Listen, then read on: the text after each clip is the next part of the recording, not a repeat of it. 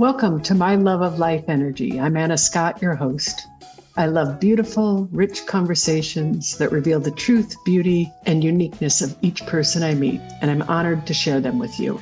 Good morning and good afternoon, and welcome to my podcast, My Love of Life Energy. And today, I'm delighted, honored, thrilled, grateful that Mer Monson is in the house. And why I hesitate is because I always hear her name differently. So welcome, Mer. Thank you so much, Anna. It's a total treat to be here.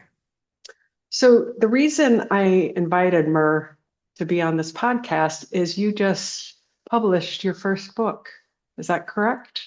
The first, right? First, or is it second? It actually isn't my first, but funny, it feels like my first. Yeah. Elegies to the Soul, correct? Yes, it's called That's the For name the of it. Wounded, Elegies for the Soul. Mm. Oh God. And I have to tell you, it was a breathtaking book. Absolutely breathtaking.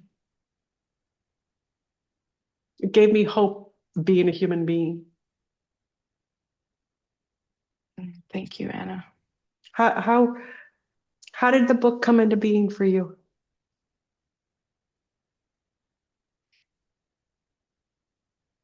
Well, as usual, creations come from beyond our own agendas.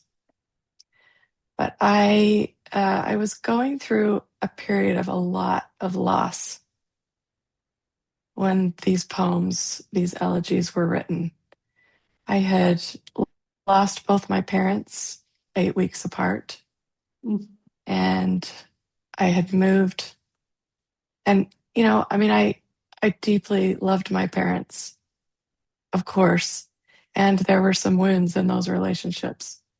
So it was, as there are for all of us, I think, in some way, but it was a multi layered grief, I would say. And then I moved from a town I'd lived in for 20 years, a home I'd been in for 10, the home we'd raised our boys in. My youngest left for school. Uh, and I'd hit a busting point in my relationship with my faith. So there was some grief and loss there. It was just kind of like a raging river. And by grace, my writing teacher planted Rilke in front of me. Mm.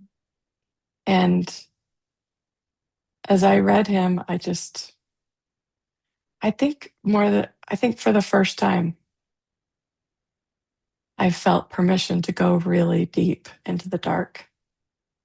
Like, just stop trying to chase the light by running away from the dark.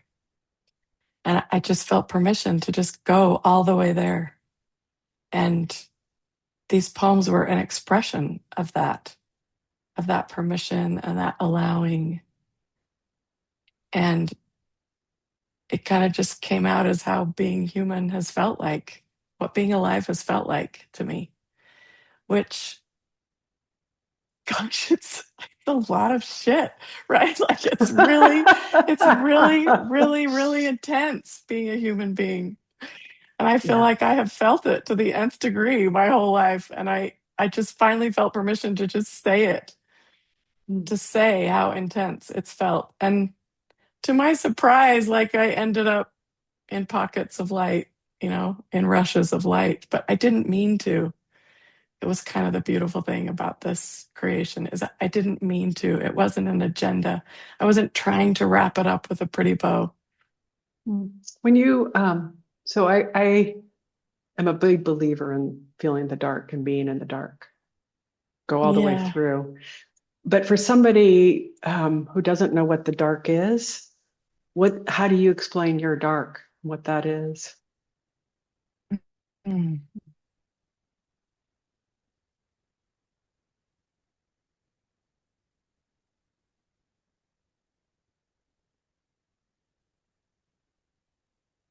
Being pushed beyond the edge of yourself. Uh, uh, I can use words that point to it, like hopelessness, depression, deep terror and anxiety, not seeing a way forward other than out. I mean, just all the way to the edge of ourself.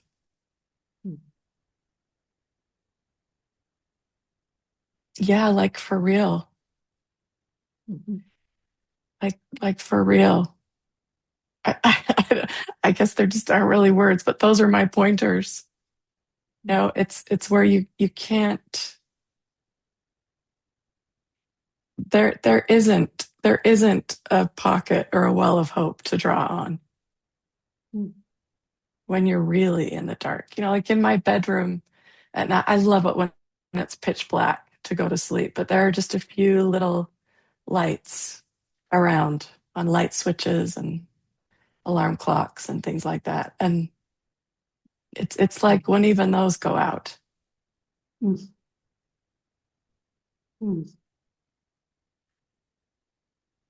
And I don't know, Anna, like maybe I'm the only one that's ever happened to, but I'm pretty sure I'm not. I'm pretty sure No. I'm not. And I think sometimes we even pretend we don't go there. But we do. That's part of the game. That's part of being alive.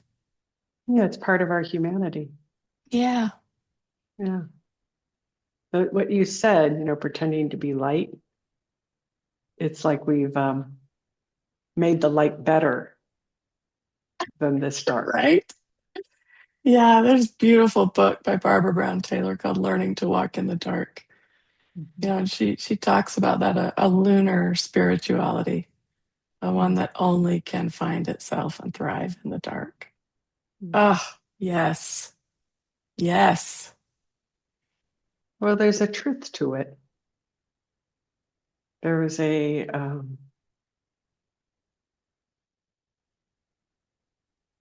I just witnessed you, and and I don't know that I'm wondering if this is what you got from it, because you can be in the dark of you. You went inside and really looked for what was true for you. Like you go inside and feel if something reverberates, and you go inside and find your truth. And I'm wondering if writing these poems and going through that allowed you to go in there and sit in it until it arises. Yeah, that's a really apt description. I mean, as I sat with Rilke's poems, I didn't understand what he was saying a whole bunch of the time. But then there would be a phrase or a word or an image.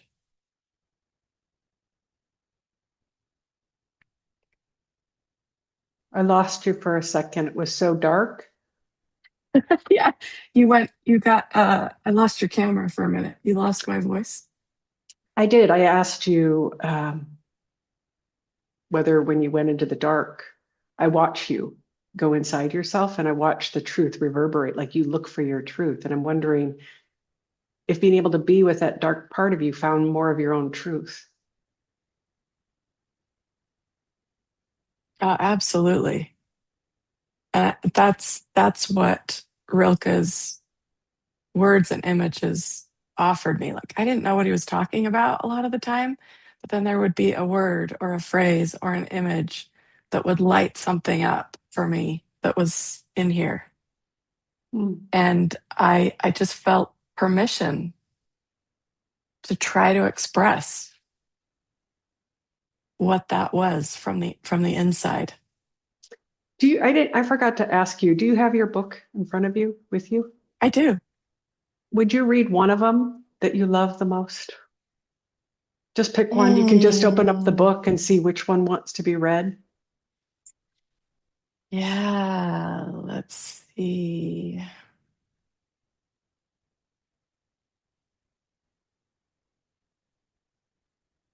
How about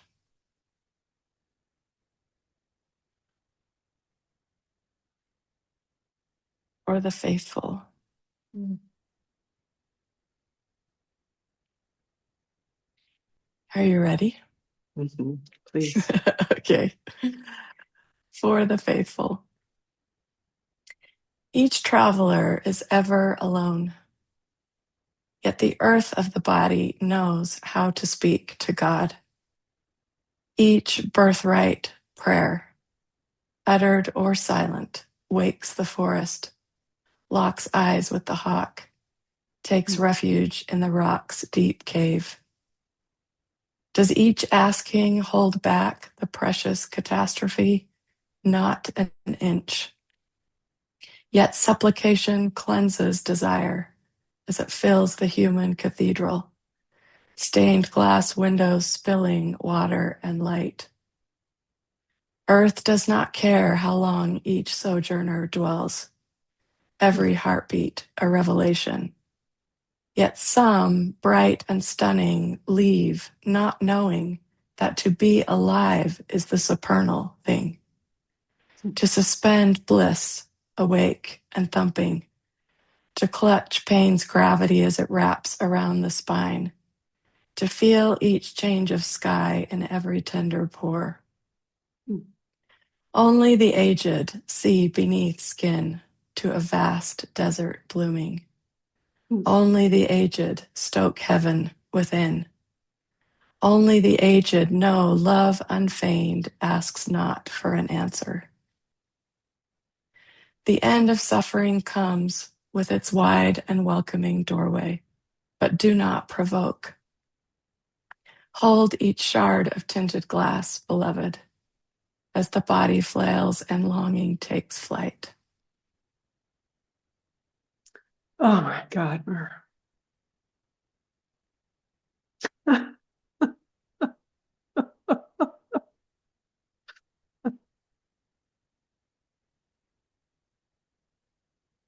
It's breathtaking. Mm, thank you. Yeah, I was really, one of the things that showed up in this creative endeavor was this word, beloved. Like it just kept showing up. And for me, it just kind of became that word that represented that it's in the darkness, it's in the woundedness, it's in the lostness and the blindness that we are beloved. Like we can't lose it.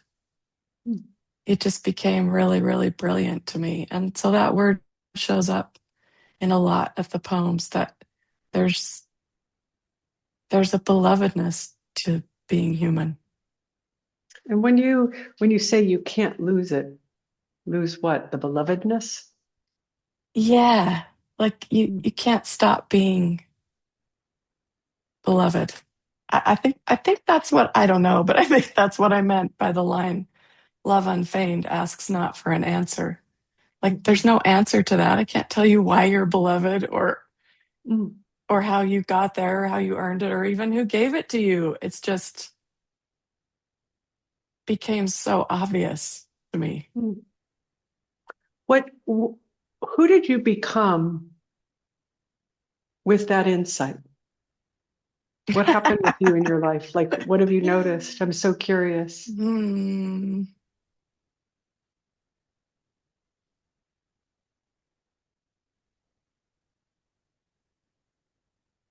Just I became tender to myself, I guess. I call myself sweetheart. I never used to do that. Call myself love.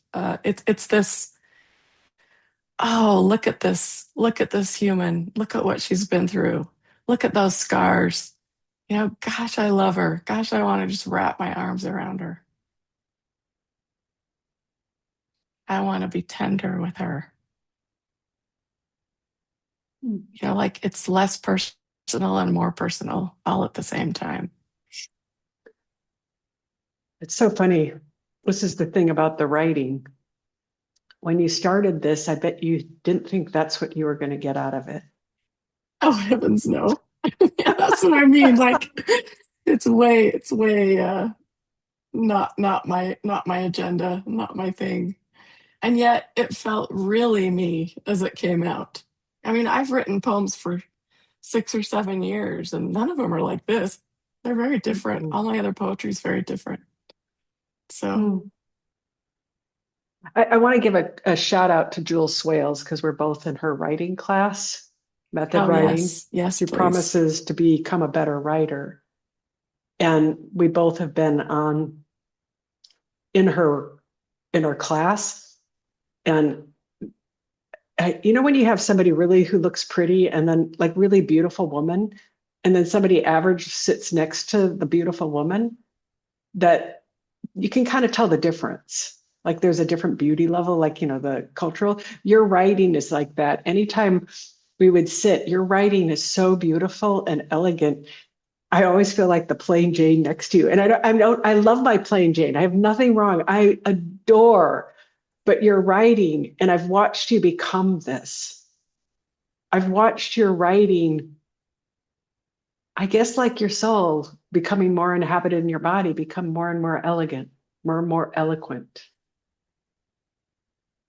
Well, and isn't that funny? Because for years, Jules was trying to get me to be less eloquent, like to try, not try so hard.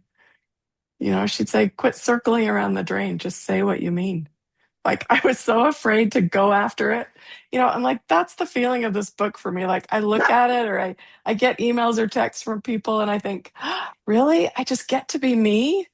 Like, even though it's Oh, kind of weird and wild and mystic and, whatever that oh, is, that's me. Like, really? I just get to be me? Like, yum. Mer, I just want to thank you. I'm going to be selfish for a second, if that's all right.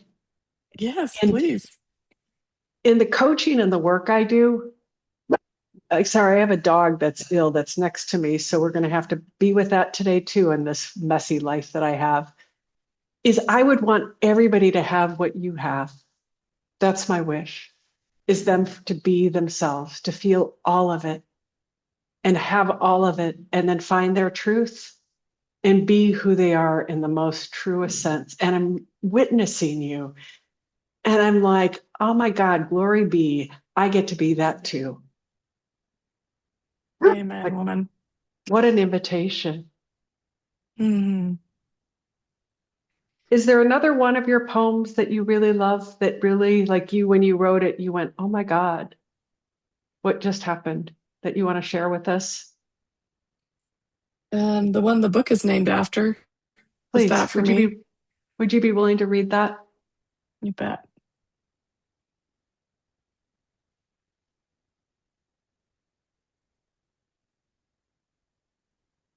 For the wounded. Mm, In the moment when all that festers has gone quiet, and the soul rests on a high ledge to survey the devastation, mm, it will appear how the body shaped angst into a bright painting of praise. mm, Then will the heart cry out in adoration to each hard pull of misery's hand that begged the body to wake. mm, Nothing moves the soul like thick, black pain. mm, Yet, oh, how the mind refuses these fertile arms. How far the spirit must travel through the warfare of 1,000 reasons, through intoxication, through shallow salve of holy ritual, before she arrives at last in the lush green valley of sorrow, mm, where the body does not abandon itself for the sake of heaven, but thrashes and moans in star-burning transfiguration of pain's ecstasy unwrapped all the way to its center. mm, O heart, do not turn from this dark threshold where love's unyielding demand is laid bare, where joy does not abandon each stream of melancholy, but wholly wraps around it, drinks full and deep as trampled, blood-stained agony turns to wine. What beauty each sadness blooms. Come, beloved, Let grief ascend her throne. Let Oh, all weeping illuminate your face as you lie skin to skin with the tender thrashing. oh my. I can barely read it without crying. I wept every time I wrote one of them. Gracious. Oh my Gracious. gosh. I think I'm going to be getting your book for my clients because that's it. In the beauty of that, can I sit with the beauty of this humanity and the horrors of it?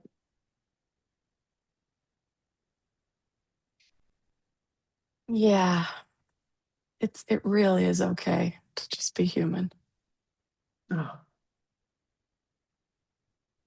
It took me 50 years to get here, but I finally see it.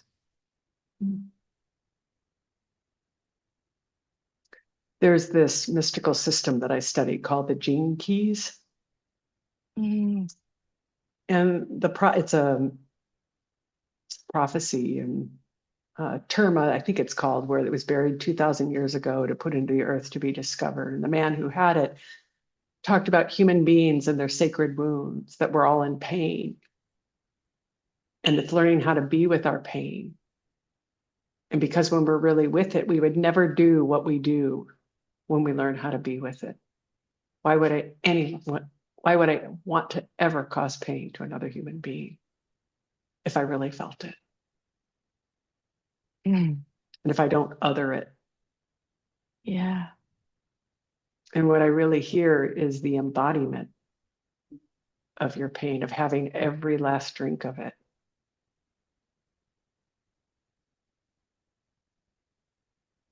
Yeah. And what's also beautiful that he talks about is that it's turning our pain into art, into Yes. create. Yes. Yes. That's the insight is, oh, I don't have to solve or fix or heal any of this. All I gotta do is express it. I gotta create something out of it. Creating something beautiful out of pain. I don't think there's any better gig. Yeah. And what's interesting is that he talks about it, and I can see, and I don't know what's happened to your writing since. And that's one of the questions, is that at some point it becomes something else. Say more. It's like this is the rapids that you're in, and you honored it and felt it and were fully in it, embodied in the river of that grief. And that grief becomes something different. It turns into something different. Yeah, you don't stay there forever. I'm not going Right. to write poems like this forever. Absolutely. Yeah. Have you Yeah, noticed a yeah. shift since you wrote that? The only thing I would say is that I just feel way more space and permission to be more honest. Mm. Like for real. And that'll probably happen multiple times if I keep writing throughout my life. But I just feel like, oh no, for real, I get to be honest. Oh, what's that feel like in your body? What do you like? What's that freedom? Like that to me is the freedom is like, oh, I just get to feel it and have it fully. What's it Oh like for yeah. you? It's like Christmas morning nonstop, you know? It's just I think for many years when I started writing, the some kind of phrase like I can't breathe was in the piece, was in almost every piece. Like it was just kind of a theme of my life. There's not enough space for me to breathe and be myself and be real. And so it's just, yeah, it's a deeper breath that doesn't end. Mm. Do you find you're able to just process and have your experience and it goes on? Definitely more than I used to. Mm. I still have a little buddy called resistance, but you know, but they're pretty cute too. Yeah, Oh my I have God. a little sticky on my computer right here. says this too is flow. Mhm. You know, it's all it's all the flow. Oh, I love that so much and feel the truth of it because the truth is energy is always in flow. That's right. That Even when it's is, holding still. or it feels Yeah. like it is. Or it feels like it is. Yeah. Mm. You know that. There's a beauty and a relaxation with it. If you, since I've known you, God, because we met 10 years ago, 9 years ago in Michael Neal's, and I remember you Hmm. standing up with all your, like you were living in the analytical question mind. Oh, Like yes. you I wanted had so answers. many questions. Yes. And and what I've noticed through this writing and whatever else has happened is that the mystery, you seem to be enjoying the mystery more. Oh, yes. In fact, you're reminding me of a line in one of these poems, which is, I could probably just pull it out of my head, but um,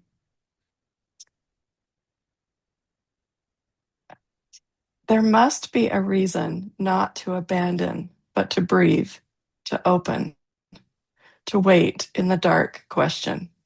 Like it's that what you're saying is like that's enough. Mhm, You don't need to get out of there. You can stay there forever. mhm, Just breathe, don't abandon, stay open and wait. Like mhm. just live in the questions. Yeah, It's but much richer. it's such a